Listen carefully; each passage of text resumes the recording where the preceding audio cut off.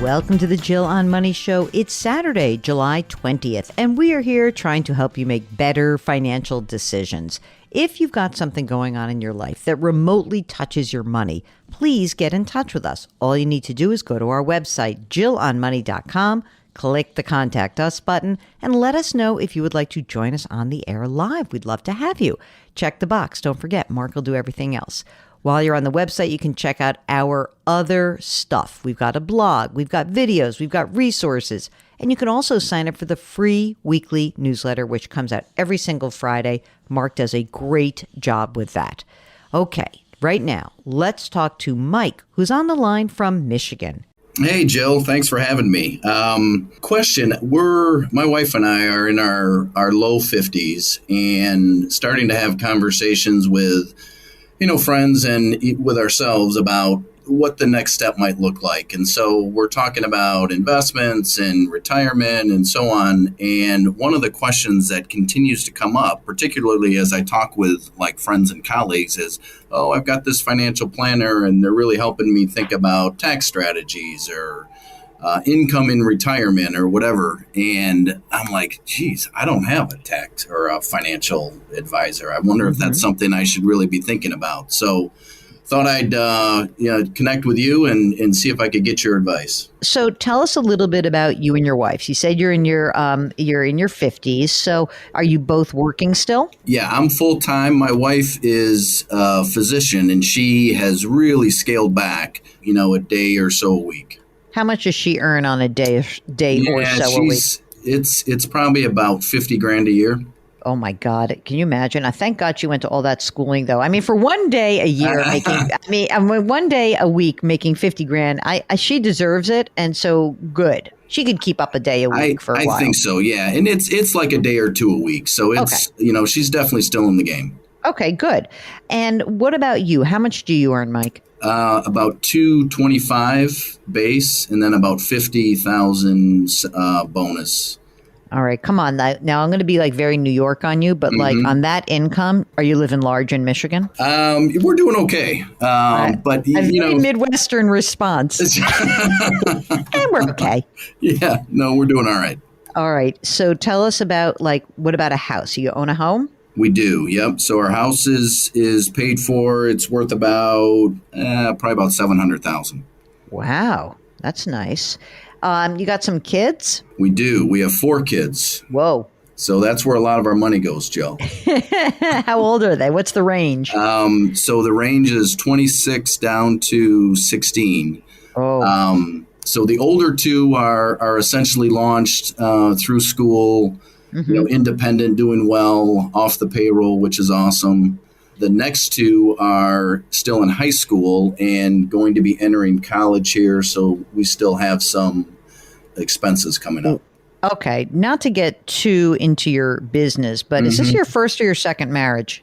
No, this is our first. Yeah. Okay. Yeah. He's like, yeah, no. So what's with the gap? I love it. Was this because of training or what happened here? Yeah, no, it just, we decided to have a couple more kids after our first 2. So there's a little bit of a gap between. Oh my God. And I bet that listen, you know what always happens in these families, Mark? The older 2 are like, Mom and Dad were so strict with us when we were growing up. It's already happening, Jill. It's exactly right. And the younger 2 are like, Mom and Dad are never around. It's awesome. We just had a huge kicker and they were like, what can we do to help you out?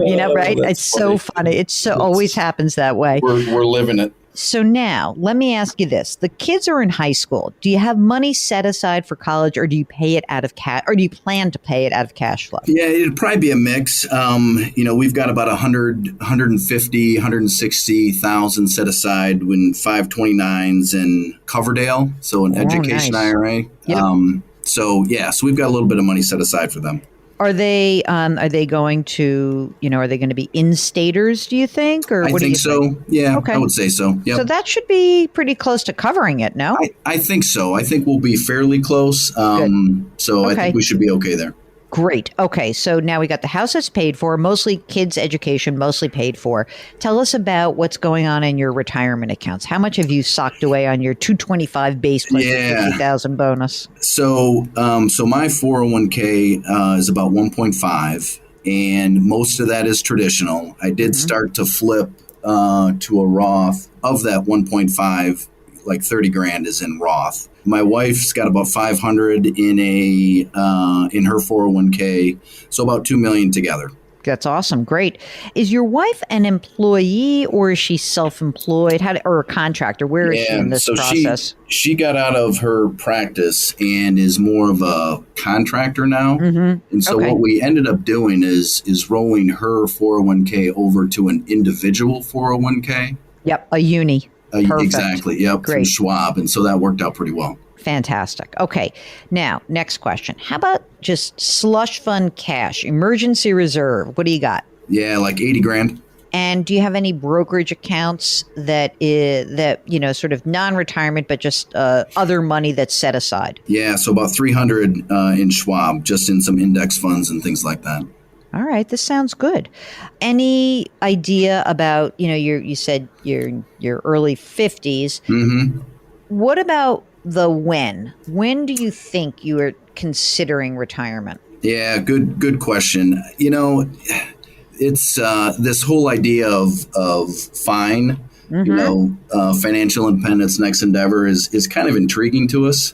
Yeah. I don't see myself or either of us retiring, and completely getting out of the game, but I could see us doing something different. So, call it maybe 55, 57, if possible, looking to do something different.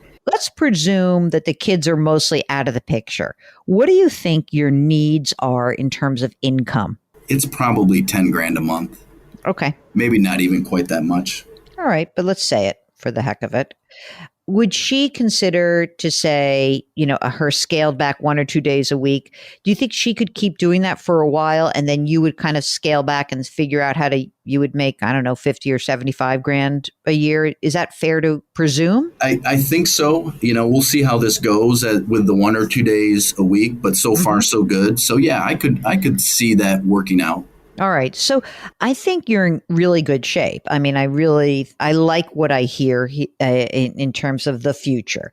Here's the thing. I mean, you've got a bunch of money saved. Obviously, once the kids are all gone, the one thing you lose out on in the next endeavor is that you lose the ability to sock away the big money when you're not really worrying about your kids, right? So there is a part of me that says wow, $2 million is awesome. That's great. Your expenses aren't that big. And I presume that I'm thinking that 10 grand a month is probably more than you need. But I mean, I'm looking at this and I'm saying, all right, well, if you keep doing this for say 5 more years, 3 to 5 more years, can we get the numbers up a little bit? Can we get you to have, instead of $2.5 million, will there be $3 million? Probably. I'd like to avoid dipping into your brokerage account too quickly because, I'd love for that to grow a lot more, especially if you're going to kind of take a step back. But if you had $3 million, right? And then on top of that, what we have to do is we've got to find a way to get you up to your full retirement age. Because have you looked at your Social Security numbers? Yeah, a little bit. So at full retirement, I'd be at about $3,300 a month, and my wife would be at about $3 grand a month. Yeah, I mean, so really what we're saying is this. I sort of look at this as 2 phases. It's sort of your financial independence, which could come as early as, 3 to 5 years. You need like a 10-year period where you guys are covering your expenses through whatever you do next. Okay. And that we don't dip into all that money you've saved. We need that money to continue to grow. Because if that's the case, at your full retirement ages, so 10 years after you have your next endeavor, right? You do it for 10 years. And then what we have is a good chunk of money coming in every single month just from Social Security. Then we've got money that you can access and let most of your money grow. And you're going to cover your needs. The way the plan doesn't work is if you say you retire a little bit earlier than you expect. So you say, oh, I can't make it to 55. I just got into a big ass fight with my boss and I called it quits. And then you say, I actually made a mistake. I can't really make 50 or 75 grand a year, Jill. It's not working. And my wife is like banging her head against the wall and she hates being a doctor. And then all of a sudden, the $300,000 you have in the brokerage accounts, you start draining that. That's when this will not work. I promise you it will not work, because if you spend that money, you're going to screw yourselves. Here's the thing. Now, getting back to, do you need a financial advisor? Yeah. Why does one need a financial advisor?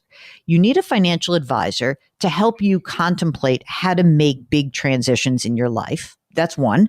And to run the numbers. Now, I can almost guarantee you that somebody would be delighted to charge you $5 or $10,000 to do what I just did in, the last 10 minutes. They're going to do a much better job than I'm going to do, of course. And they're also probably going to be more detailed, and they're going to make sure you have everything in place. Like, well, let's make sure we have a contingency plan that if one of you got sick, or how you're going to get your health insurance, they're going to do all that. Is that worth a flat fee of, say, $10,000? Is it worth it for somebody to be managing your money for 1% a year? I'm not sure. You sound like you're very comfortable in the asset management part. I think that maybe you would want to talk to somebody about doing some, like a retirement plan, or maybe you would talk to somebody about downshifting and figuring out how to pull money out of your accounts and have more of an income base rather than a growth portfolio. But I don't think you're actually there yet. So who needs a financial advisor is basically the person who doesn't want to do this kind of analysis, him or herself, and the people who don't want to manage their money themselves. Good to hear. That's great. No, I really appreciate it. Hey, one other question too. Yeah. I flipped on my 401k from traditional, to a Roth. Mm-hmm. What do you think about that? Is that a good decision, or should I even get out of the 401k and just dump it into, more of a after-tax brokerage account? I like having the Roth. I think that's good. I mean, you're in the 24% tax bracket. I think that's fine to keep putting money away in Roth. If all of a sudden your wife or you have a little extra money, throwing it into the brokerage account could be helpful, just giving you a little bit of more confidence if you needed money before age 59 and a half that you could get it. So I think that that's fine. Like some mix of both of those things. Maybe if your wife doesn't want to make herself so crazy with the Uni 401k, because you get in, or if she's making a little bit of more money, maybe she's not making 50, maybe it's more like 80, maybe some in the 401k, some in the brokerage account. Okay. All right. That's good. I like and that. Then the last thing that I have to be a nudge about, you got estate documents done? We got them. Oh, thank God. I know he's like, I just finished it, so I knew I was going to call That's this exactly chick. Right. And if she asks me this question and I don't have it, I'm going to feel like a ding dong. Health insurance you get through you, right? Yes. Okay. Yeah. So, I mean, obviously that's the big issue if you're going to be pulling back from your full-time gig, is to make sure that you have to factor in either paying for health insurance, or you're going to have to factor in some sort of income from a place that will offer you health insurance. Yeah, for sure. Good. If you've got something going on and maybe you're trying to make a big decision, don't wait until you've already made a decision. Get in touch with us right now. It's so easy to do. Just go to JillOnMoney.com, click the Contact Us button. We'll get your note. And if you want to come on the air live, check the box. Mark will get you. Very easy to do, I promise. You can subscribe to us on the Odyssey app or wherever you find your favorite podcast. Please leave us a rating and review wherever you listen. And of course, lift someone up. Change your work, change your wealth, change your life. Thank you for listening. We'll talk to you tomorrow.